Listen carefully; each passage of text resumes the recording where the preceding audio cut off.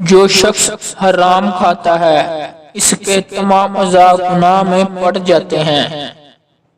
تکلف کی زیادتی محبت کی کمی کا باعث بن جاتی ہے۔ محتاجوں سے مہنگا مال خریدنا احسان میں داخل ہے، وہ صدقے سے بہتر ہے۔ کھانے میں عیب نہ نکالو، ناپسند ہو تو مت کھاؤ۔ مہمان کے آگے تھوڑا کھانا رکھنا بے مروتی ہے اور حد سے زیادہ رکھنا تکبر۔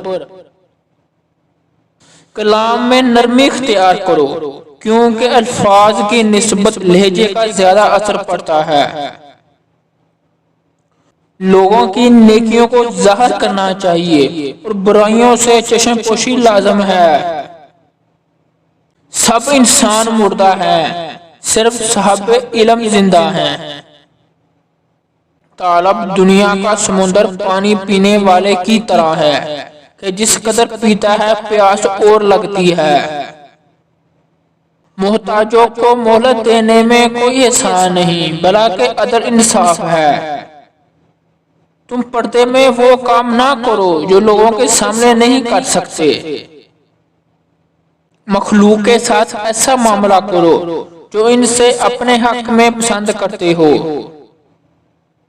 نیک عورت امر دنیا سے نہیں بلکہ اسباب آخرت سے ہے۔ جس کا لباس بریک اور ہلکا ہوگا اس کا دین بھی ضعیف ہوگا۔ یہ سب لوگ آپ کے بارے میں فکر مند ہیں، کیا انہوں نے آپ کو پیدا کیا؟ انسانوں میں سب سے زیادہ بے وقوف وہ ہیں جو اپنی ذہانت پر سب سے زیادہ یقین رکھتے ہیں۔ نکاح دین کا حصار ہے، شمولیت شیطان کا ہتھیار ہے۔ نکاح عشق کے سر سے بچانے والا ہے۔ منافق عیب تلاش کرتا ہے، مومن بہانے تلاش کرتا ہے۔ 12 دشمنوں کے خلاف جہاد کا اعلان کریں، وہ 12 جنہیں آپ دیکھ نہیں سکتے۔